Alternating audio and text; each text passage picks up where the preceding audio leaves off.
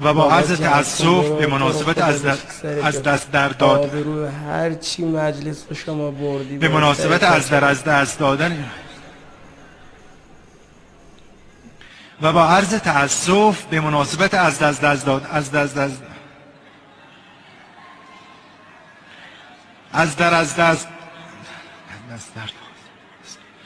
عذر میخوام، بنده موقع بالا اومدن از پله پام به پله گیر کرد، یه مقدار هول شدم، عذر بنده رو بپذیر. و با عرض تأسف